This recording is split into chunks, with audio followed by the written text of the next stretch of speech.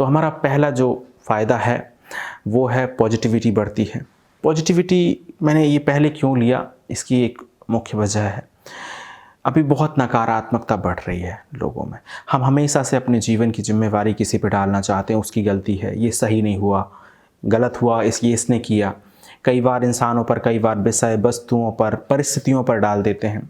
जब कोई नहीं मिलता परमात्मा पे डाल देते, खुद की जिम्मेवारी नहीं लेते। तो मेडिटेशन करने से एक सकारात्मकता बहुत गहरे स्तर पे हमारे भीतर उतरने लग जाती है। हम समझते हैं सब कुछ सही है, ये ऐसे ही होना चाहिए। कुछ भी कैसा भी होता है, जो बुरे से बुरा भी है वह भी हमें सही लगता है कि नहीं, यही तो जीवन है, यही तो इसके पहलू हैं, और आप उसे हर आयाम में जीने और स्वीकार करने लग जाते हैं। अगला हमारा फ़ायदा है अंतर्ज्ञान जागृत होता है। अंतर्ज्ञान से मेरा मतलब है हम अभी बहुत सारी जानकारी के एक पिंड बन गए हैं। हमारे पास ढेर सारी इन्फॉर्मेशन है, किंतु अब हम उस इन्फॉर्मेशन के हिसाब से सिर्फ फैसले नहीं लेते। हमारे भीतर से कुछ है जो आवाज़ कर रहा होता है, हमारी सिक्स्थ सेंस जो है वो जागृत हो चुकी होती है, और हम समझ रहे होते हैं एक अलग ढंग से। वही जानकारी बाकी दूसरे लोगों के पास है, वही हमारे पास है जीवन को लेकर के, किंतु उनके जीवन जीने का ढंग दूसरा होता है। और एक जो ध्यानी है, ध्यान करने वाला व्यक्ति है, उसके जीवन जीने का ढंग दूसरा होता है। उसके जीवन में धन की जगह प्रेम महत्व रखने लग जाता है, पद की जगह पे दया इम्पोर्टेंट हो जाती है, सद्भावना महत्वपूर्ण हो जाती है, बहुत गहरे स्तर की श्रद्धा उसमें पैदा हो जाती है। तो एक अंतर्ज्ञान जागृत होता है जो आपके पूरे जीवन को एक फ्लो में लेकर जाता है, गहन शांति में लेकर जाता है। अगला हमारा फ़ायदा है, कई बार जिनको सपनों की परेशानी होती है उनको सपनों से छुटकारा मिलता है। बुरे सपने कई बार लोगों को आते हैं जिसकी वजह से नींद नहीं आती, उनके जीवन में एक बहुत अजीब भय बना रहता है। तो मैंने देखा है कि जो लोग ध्यान करते हैं, उन कुछ लोगों को ये परेशानी होती, सभी को तो होती नहीं, किंतु जिन लोगों को है उनको ये फ़ायदा करेगा कि उनको इस तरह के सपनों से मुक्त करेगा। इसके अलावा उनको बहुत गहरे अच्छे सपने हो सकता है उसके बदले में आने लगे, या सपनों का स्तर जो है मात्रात्मक रूप से कम हो जाए और स्पष्ट सपने आएंगे। कई बार वो इस तरह के सपने देखेंगे जिसमें वो आने वाले समय को महसूस कर सकते हैं। इस तरह की शक्तियाँ जो हैं वो पैदा होने लग जाती हैं, जो सपनों के माध्यम से उनको आप समझने की कोशिश कर सकते हैं। अगला है हमारा आध्यात्मिक जागरण। मेडिटेशन करने से आपको समझ आने लगता है कि जीवन एक और आयाम है जिसमें जिया जा सकता है। हमारे पास सब कुछ है, आप पद प्रतिष्ठा, दूसरे आयामों में आप जागरूक हैं, उसमें आप बहुत अच्छे से काम करते हैं, किंतु फिर भी आप देखते हैं कि जीवन में स्पष्टता, शांति नहीं है, जबकि आप बहुत अच्छे से काम कर रहे हैं।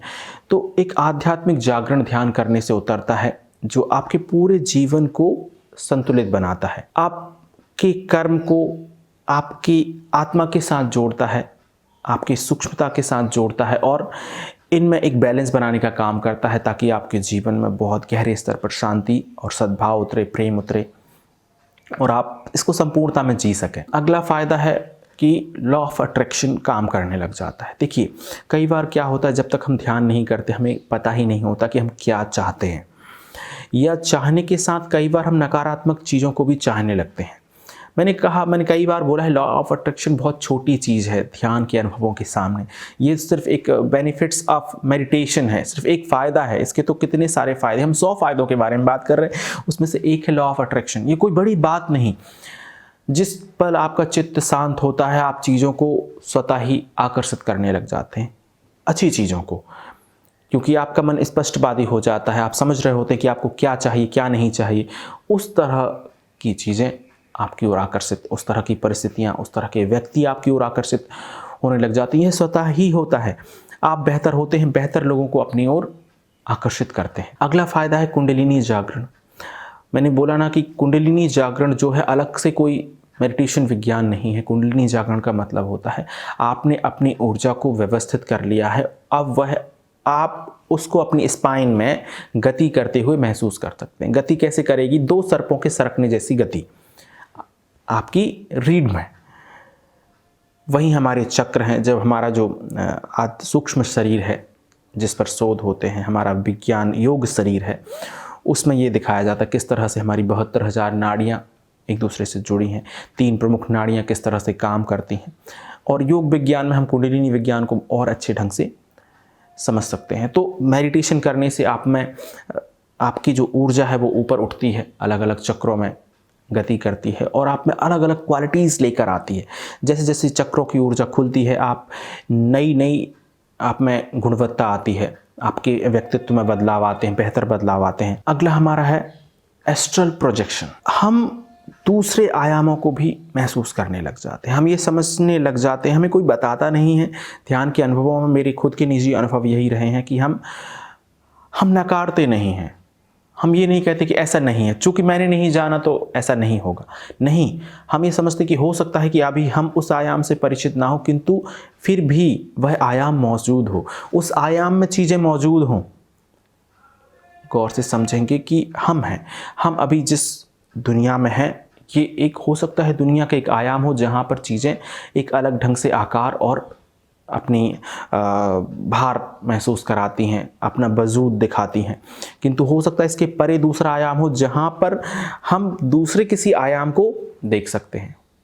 योग कहता है हमारे 7 शरीर हैं, यदि हम किसी दूसरे आयाम में जाएंगे तो हमें हो सकता है कि उस आयाम की चीज़ें दिखें, फिर ये आयाम खो जाए।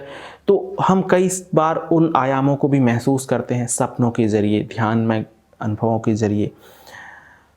इस तरह की चीज़ें हमें महसूस होती हैं कि नहीं, इस दुनिया के परे भी एक बहुत विशाल दुनिया। मैंने कहा ना कि ब्रह्मांड का 85% हिस्सा गायब है, गायब नहीं है, वो एक दूसरे कई सारे दूसरे आयामों में है, हम इस आयाम में हैं, ये इस हिस्से को हम महसूस करते हैं। आपने मुझे इतना स्नेहपूर्ण और प्रेमपूर्ण तरीके से सुना, उसके लिए बहुत धन्यवाद। आप सभी के भीतर उपस्थित परमात्मा को मेरा प्रणाम।